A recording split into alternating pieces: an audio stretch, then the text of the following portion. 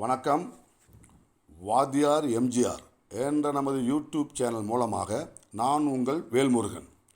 இன்று இதுவரை பெரிய அளவில் பேசப்படாத ஆனால் பேசப்பட வேண்டிய சில விஷயங்கள் குறித்து உங்களுடன் பகிர்ந்து கொள்ளலாம் என்று இருக்கின்றேன். அந்த அடிப்படையில் இதய தெய்வம் புரட்சித் தலைவர் எம்ஜிஆர் அவருடைய ஆட்சி காலத்தில் நம் தாய்மொழியாம் தமிழ்மொழியின் சிறப்புக்களை, நம் தாய்மொழியாம் தமிழ்மொழியை உலகெல்லாம் பரவ செய்திட வேண்டும். குறிப்பாக தேமதுர தமிழோசை உலகெல்லாம் பரவும் வகை செய்தல் வேண்டும் என்ற மகாகவி பாரதியாரின் வார்த்தைகளுக்கு, பாடல் வரிகளுக்கு உயிரூட்டும் விதமாக பல ஒப்பற்ற நல்ல பல திட்டங்களை தீட்டி அதை செயல்படுத்தியவர்தான் புரட்சித் தலைவர் எம்ஜிஆர் அவர்கள். அந்த அடிப்படையில் உலக தமிழ் மாநாடு 1981 ஜனவரி 4 சங்கம் வைத்து தமிழ் வளர்த்த மதுரை மண்ணிலே பார்போற்ற நிகழ்த்தி காட்டியவர்தான் இதய தெய்வம் புரட்சித் தலைவர் எம்ஜிஆர் அவர்கள். தஞ்சை தரணியிலே, தமிழ் மணக்கும் தஞ்சை தரணியிலே தமிழ் பல்கலைக்கழகம் அமைத்து தந்தவர் இதய தெய்வம் புரட்சித் தலைவர் எம்ஜிஆர் அவர்கள். இந்த இரு நிகழ்வுகள் குறித்து பின்னர் விரிவான காணொளியை நான் பதிவிடவிருக்கிறேன். இன்று அதிகம் பேசப்படாத ஆனால் பேசப்பட வேண்டிய சில விஷயங்கள் குறித்து பேசுவோம்.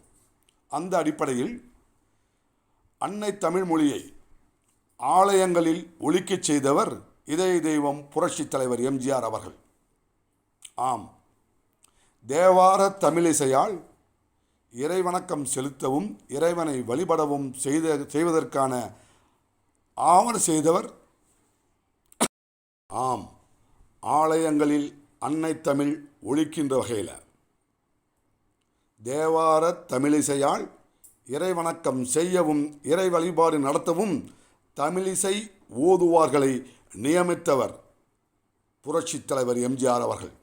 அந்த அடிப்படையிலே தமிழிசை ஓதுவாராக தருமபுரம் சுவாமிநாதன் அவர்கள் நியமித்து அவர்களுக்கு மாத ஊதியமாக ரூபாய் 1000 வழங்கியவர் புரட்சித் தலைவர் எம்ஜிஆர் என்கின்ற நல்ல தகவலை உங்களுடன் தெரிவித்துக்கொண்டு, அடுத்து அரசவை தமிழ்வாணர் என்கின்ற ஒரு அற்புதமான பொறுப்பினை உருவாக்கி அதிலே மதுரை சோமு என்கின்ற நல்ல மனிதரை நியமித்தார் என்று சொன்னால், யார் அந்த மதுரை சோமு? உங்களுக்கெல்லாம் தெரியும். இன்றைக்கும் பரவலாக பரபரப்பாக ஆன்மீக பெரியவர்கள் மட்டுமின்றி பலரும் இளைஞர்களும் பாடுகின்ற ஒரு பாடல் உண்டு என்று சொன்னால், மருதமலை மாமணியே முருகையா, தேவரின் குலம் காக்கும் வேலையா என்கின்ற ஒரு பாடலை நீங்கள் கேட்டிருப்பீர்கள். இன்றும் அது தமிழ்நாட்டின் பல பகுதிகளிலே ஒலித்து கொண்டுதான் இருக்கிறது என்று சொன்னால், அந்த மருதமலை மாமணியே முருகையா என்கின்ற அந்த பாடலை பாடியவர்தான் மரியாதைக்குரிய மதுரை சோமு அவர்கள். இப்படி கலைகளுக்கெல்லாம் மன்னனாக, அழகும் கலையும் வாழும் வீடு ஆண்டவன் வீடாய் திகழாதோ என்று அடிமைப்பெண் திரைப்படத்திலே புரட்சித் தலைவர் எம்ஜிஆர் அவர்களுடைய பாடல் வரிகள் ஒலிக்கும் என்று சொன்னால், அந்த அடிப்படையில் நம் அன்னை தமிழ் மொழியின் சிறப்புக்களை உலகறிய செய்தவர், ஆலயங்களிலே ஒலிக்கச் செய்தவர் என்கின்ற நல்ல கருத்தை உங்களுடன் பகிர்ந்து கொண்டு விடைபெறுகிறேன். நன்றி, வணக்கம். வாழ்க தமிழ், வெல்லட்டும் தமிழ்.